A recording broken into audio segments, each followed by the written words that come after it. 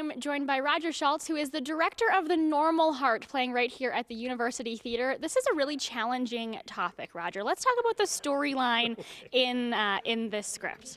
The storyline. Well, before we talk about the storyline, we have to talk about the playwright, who is Larry Kramer. Larry Kramer arose to prominence in the early to mid '80s as a political gay activist or political activist on gay matters, and it all coincided with the HIV outbreak and the AIDS crisis of the early '80s, and he was unbelievably critical of the government system of the city at that time, as well as the gay community itself.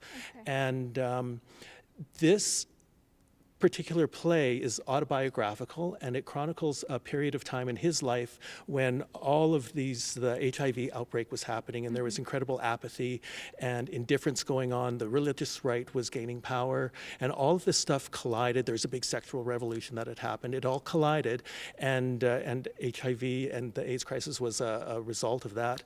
And he took up the charge and to raise the alarm and tell and try and raise money and awareness about the devastation that this disease was causing, as well as internally within the community, trying to raise alarm to saying we can no longer behave this way.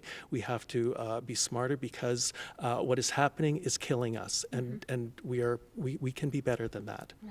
Now, this was written in 1985, but obviously this is something that's definitely still relevant today. It's the play has had quite a resurgence of interest in the past couple of years. 30 years ago when it was written, it was a very caustic political soapbox, passionate cry out for help. 30 years later, it still has that, but it's also become a historical drama, and it becomes a really fascinating and interesting and important history lesson. Like, do we really want to go back and treat our fellow human beings in the way that they were ignored back then?